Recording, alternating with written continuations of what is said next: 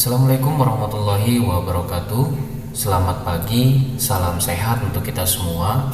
Berjumpa lagi dengan saya di channel Nurs Bahdi, di mana video kali ini teman-teman, saya masih akan membahas terkait masalah tenaga honorer di tahun 2023. Sebagaimana kita ketahui, penyelesaian tenaga honorer itu dibahas dalam rancangan undang-undang ASN yang terbaru, di mana tenaga honorer itu wajib diangkat menjadi ASN, baik itu CPNS maupun P3K.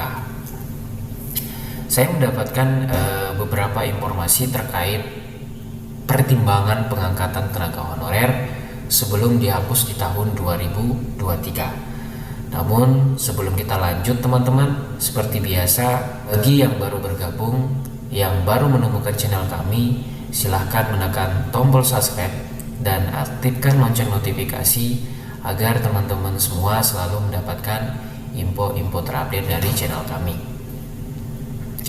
Oke teman-teman, kita langsung saja membahas 4 pertimbangan pengangkatan tenaga honorer sebelum dihapus di tahun 2023.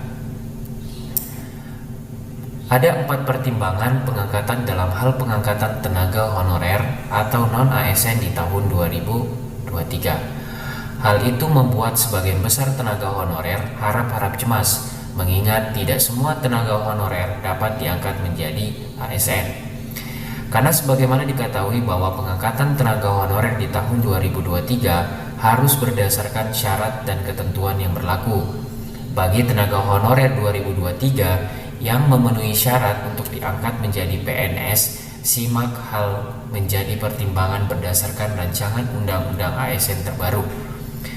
Karena bila mengacu terhadap rancangan undang-undang ASN tentang perubahan atas undang-undang nomor 5 tahun 2014, baik itu tenaga honorer, pegawai tidak tetap maupun pegawai tetap non-ASN wajib diangkat menjadi PNS.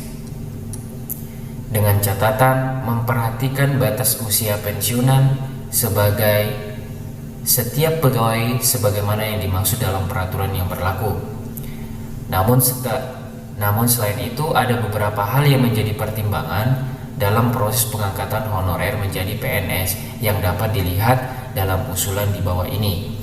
Dalam pasal 131A disebutkan terdapat 4 pertimbangan yang menjadi dasar untuk pengangkatan honorer menjadi PNS. Adapun pertimbangan pengangkatan tenaga honorer dapat dilihat dalam poin-poin sebagaimana berikut. Yang pertama adalah pertimbangan masa kerja, yang kedua adalah pertimbangan gaji dan honor, yang ketiga adalah pertimbangan ijazah pendidikan terakhir, dan yang keempat adalah pertimbangan tunjangan yang diperoleh sebelumnya. Dari poin ini teman-teman, di mana dalam pasal 131A disebutkan terdapat 4 pertimbangan yang dibahas di rancangan undang-undang ASN terbaru tentang perubahan atas undang-undang nomor 5 tahun 2014, tenaga honorer bisa diangkat menjadi ASN, baik itu PNS maupun P3K, dilihat dari 4 pertimbangan. Yang pertama adalah pertimbangan masa kerja, ya tentunya kalau masa kerjanya lama itu yang diprioritaskan. Terus mempertimbangkan gaji dan honor. Nah, di pertimbangan gaji dan honor mungkin maksudnya adalah apakah gaji dari status PTT pemerintah atau dari swasta. Nah itu juga jadi pertimbangan. Terus mempertimbangkan ijazah pendidikan terakhir, tentunya ijazah ini sangat penting. Jangan sampai teman-teman tenaga honor itu ijazahnya hanya SMA atau tidak tamat SMA, tentunya itu juga jadi bahan pertimbangan. Dan yang keempat adalah mempertimbangkan tunjangan yang diperoleh sebelumnya. Oke teman-teman, kita lanjut. Namun pada proses pengangkatan nanti, bila masih mengacu terhadap rancangan undang-undang tersebut, akan ada proses seleksi administrasi. Proses administrasi yang dimaksud berupa verifikasi dan validasi data surat keputusan pengangkatan. Nah, ini yang dimaksud adalah SK teman-teman ya.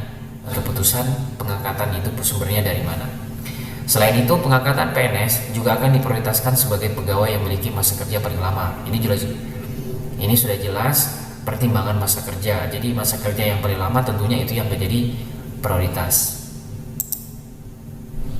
Selanjutnya, bekerja pada bidang fungsional, administratif, pelayanan publik antara lain pada bidang pendidikan, kesehatan, penelitian, dan pertanian. Jika rancangan undang-undang ASN tersebut disahkan tahun ini, kemungkinan besar para honorer atau pegawai kontrak bisa diangkat menjadi PNS di tahun 2023. Ini sudah jelas, rancangan undang-undang ASN yang tadi kita bahas, apabila disahkan di tahun ini, tentunya tenaga honorer atau non-ASN akan diangkat menjadi PNS maupun P3K di tahun 2023. Dalam rancangan undang-undang ASN disebutkan bahwa pengangkatan tenaga honorer, pegawai tetap non-PNS, PTT, dan tenaga kontrak untuk menjadi PNS dimulai dari 6 bulan paling lama 3 tahun setelah rancangan undang-undang ASN itu disahkan. Namun tidak semua honorer dapat diangkat menjadi PNS pada tahun 2023. Ada syarat-syarat tertentu yang harus dipenuhi. Tentunya ini melewati seleksi administrasi tadi. Salah satu syarat bagi tenaga honorer dan tenaga kerja lainnya yang ingin diangkat menjadi PNS adalah memiliki SK pengangkatan dan pimpinan unit dan lembaga pemerintah dengan masa kerja dan usia tertentu. Nah, ini melewati seleksi administrasi teman-teman, mulai dari SK, terus masa kerja dan juga usia tertentu yang jadi bahan pertimbangan. Oke teman-teman, jadi itu tadi informasi terkait 4 pertimbangan pengangkatan tenaga honorer sebelum dihapus di tahun 2023. Harapan kita sebelum penghapusan tenaga honorer di tahun 2023, tentunya rancangan undang-undang ASN yang terbaru ini disahkan sehingga teman-teman tenaga honorer bisa menjadi status ASN baik itu PNS maupun P3K. Oke teman-teman, saya pikir video kali ini cukup sampai di sini. Terima kasih sudah menonton video ini dan saya akhiri dengan ucapan Assalamualaikum warahmatullahi wabarakatuh.